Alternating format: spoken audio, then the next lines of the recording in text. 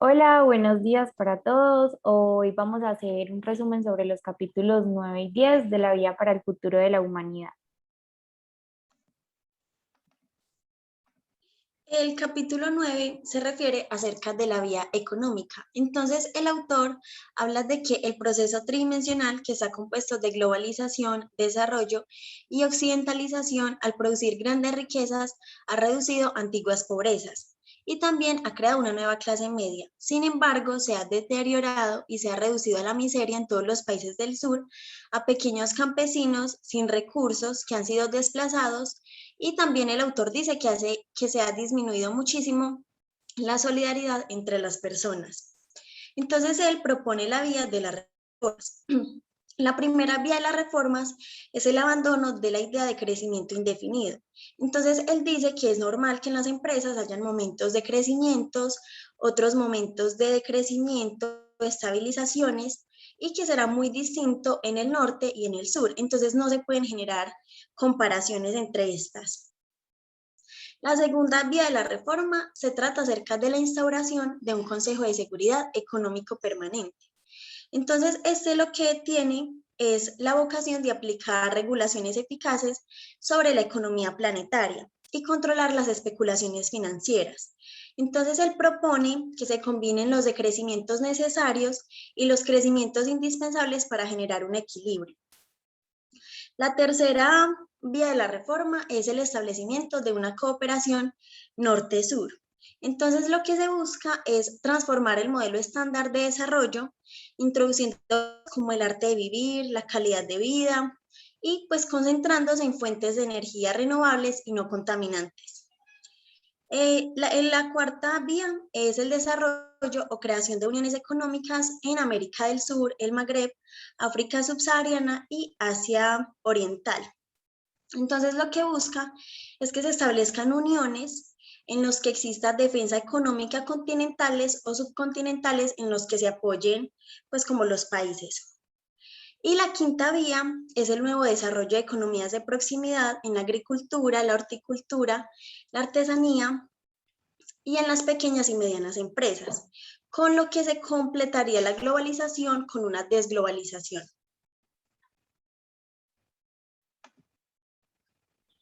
Bueno, en la sexta vía de las reformas tenemos el desarrollo de una economía verde. Este se basa pues como en el desarrollo de todas las fuentes de energía renovable, como por ejemplo son la eólica, la mareomotriz, la geotérmica, la solar, y el autor nos propone que hayan grandes centrales solares en las regiones desérticas. Este desarrollo pues como que requiere de grandes obras públicas que generarían mucho empleo en todos los continentes. La economía verde lo que nos dice es que se puede reducir, pues la idea es como reciclar los residuos biodegradables y sustituir los objetos de un solo uso por reparables. Además que reducir como los desperdicios de todo tipo, en particular de todo lo que es respecto al agua, y transferiría los transportes por carretera al ferrocarril y incentiva mucho todo lo que es el uso de los carros compartidos. También reformaría todo el sistema agroalimentario y reduciría progresivamente todo lo que es la agricultura y la ganadería industrializadas y desarrollaría nuevamente el sector agroforestal, la agricultura y la ganadería tradicional y biológica. En la séptima vía tenemos el desarrollo de una economía plural. Estas iniciativas pues están destinadas a todo lo que es producir, consumir, emplear, ahorrar y decidir de forma más respetuosa con los hombres, el medio ambiente y los territorios.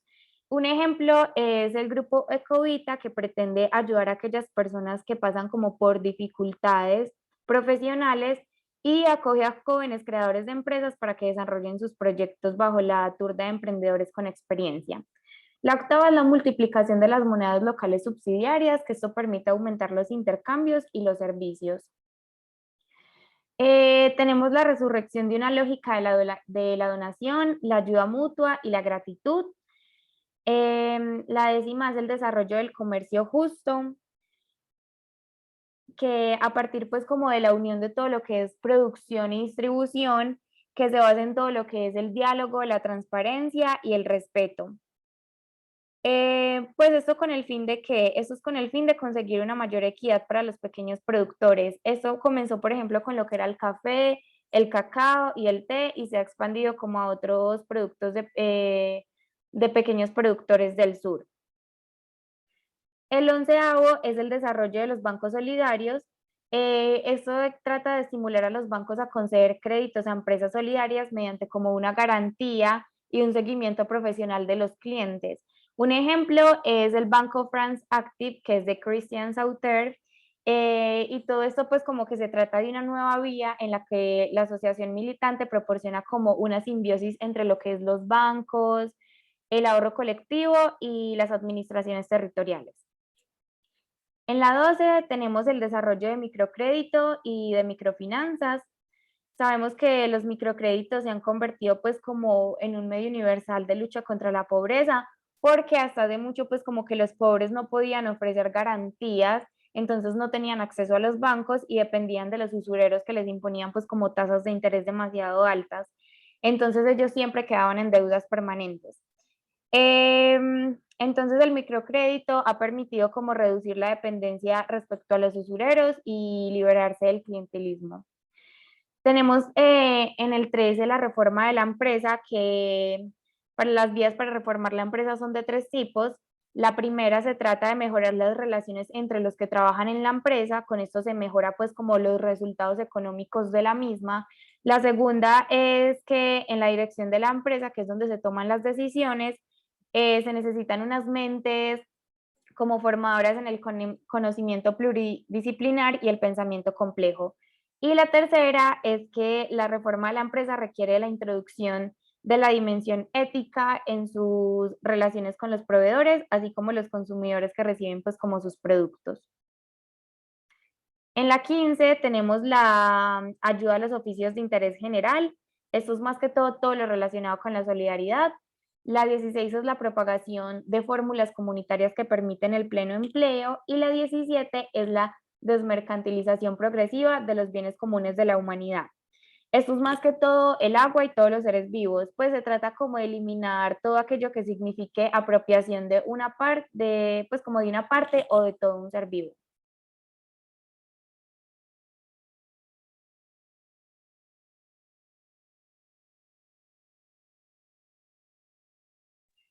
Bueno, entonces les vamos a hablar en el capítulo 10 sobre las desigualdades y la pobreza. Entonces, el autor nos plantea que las desigualdades las podemos encontrar en varios aspectos de nuestra vida. Estos pueden ser territoriales, que tenemos las regiones pobres y las regiones ricas. Los económicos, que podemos pasar de una extrema riqueza a una extrema miseria. Los sociológicos, que es el estilo de vida de todos nosotros los seres humanos. Y por último, los sanitarios, que es quienes pueden gozar de los sistemas de salud y quienes no.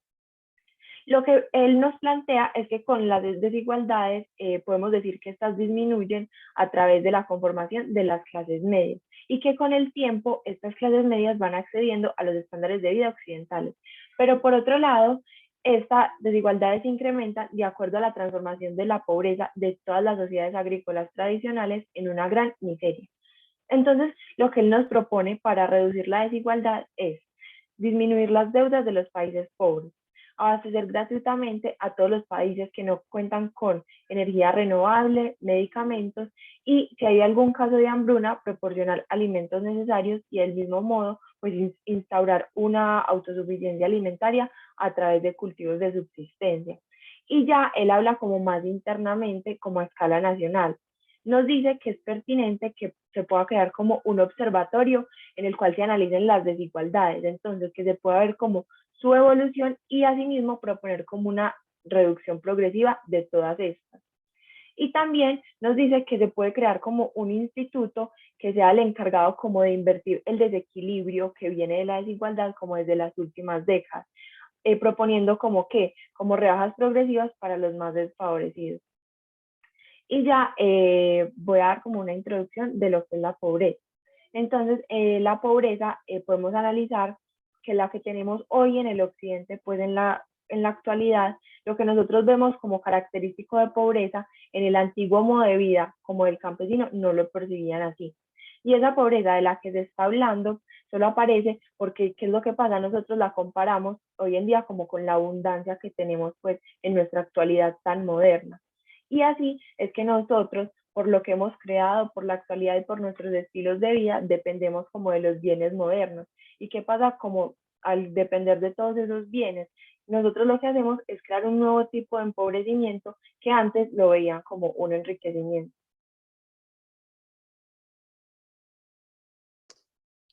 Bueno, entonces vamos a continuar hablando de la pobreza. La pobreza debe distinguirse de la miseria. Aunque la miseria y la pobreza son dos polos de una realidad sin fronteras, en las sociedades tradicionales los pobres disponen de un sistema mínimo de ayuda mutua y en las sociedades del norte disponen de una asistencia social. La miseria, tanto en el norte como en el sur, es precariedad, marginación y exclusión. La industrialización del siglo XIX proporcionó la proletarización de una masa urbana explotada en el trabajo, víctima de la desorganización social y de los estragos del alcoholismo. Pero mientras que la mejora del nivel de vida de los trabajadores europeos en el siglo XX eliminó durante un tiempo la miseria y atenuó la pobreza, el desarrollo ha expandido una inmensa miseria en los países del sur durante el siglo XX. Bueno, recordemos que finalmente la esclavitud es una forma de miseria humana marcada por la total dependencia del esclavo. Es evidente que los aspectos monetarios de la pobreza son predominantes en las llamadas sociedades desarrolladas. Hasta en estas sociedades la pobreza no es solo de orden monetario, se puede sufrir de aislamiento, que es una pobreza relacional, de una falta de formación, que es pobreza cultural, o de condiciones de vida difíciles, pobreza existencial. Casi siempre esas carencias están relacionadas con la pobreza monetaria y conviene superar englobándola la noción de falta de dinero o de bienes y considerar otras carencias existenciales. Bueno, devuélvemela porfa, Saris, que ya voy a terminar, listo. En las sociedades que disponen de un estado asistencial, algunas de esas carencias se compensan mediante subsidios. Lo que nos lleva a considerar la pobreza asistida o no como un debilitamiento de las potencialidades de elección y de acción, y más profundamente como la ausencia de control sobre la propia condición y destino. Bueno, podemos destacar dos aspectos originales de la pobreza en los países del sur. La primera, debido a las relaciones solidarias entre las familias, vecinos o personas originarias de un mismo pueblo que se ayudan mutuamente. Y la segunda, a diferencia de los países del norte, Europa Occidental y Norteamérica, una importante fracción de la población de los países del sur obtiene sus ingresos de la economía informal. Estos dos aspectos demuestran la importancia del conocimiento de las realidades culturales para abordar y tratar la pobreza en los países del sur. Mientras no hay desorganización social y familiar, por efecto de la civilización, la economía y la ideología del norte, la pobreza es a la vez riqueza relacional y riqueza cultural. Las personas pobres de las sociedades tradicionales tienen unos medios para luchar contra la miseria que radican justamente en las riquezas relacionales, convivenciales y solidarias de sus culturas. La pobreza convivencial, lejos de confundirse con la miseria, es el arma que han empleado los pobres para combatirla. Bueno, por último, ya para terminar de hablar de la pobreza, la economía de crecimiento engendra nuevas fuentes de dependencia y precariedad. La desintegración de la familia, la marginación, la ausencia de tener ganas de superarse en las mentes, provoca nuevas causas de miseria contra las cuales luchan las pandillas de las jóvenes generaciones mediante una economía del hurto y de la droga que les permite eventualmente mantener a sus familias. Y ahora sí, vamos a hablar de las vías reformadoras. La invasión de la economía liberal acarrea pobrezas y miserias en todo el mundo.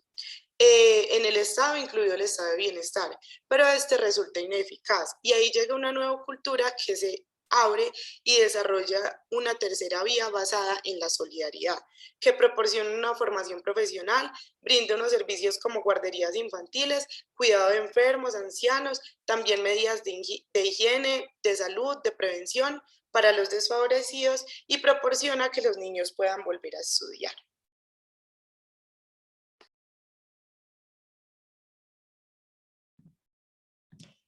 Bueno, la economía solidaria. En este capítulo, en sí el autor lo que busca es proponer como varias estrategias que él considera viables para poderse implementar pues en la economía en un futuro.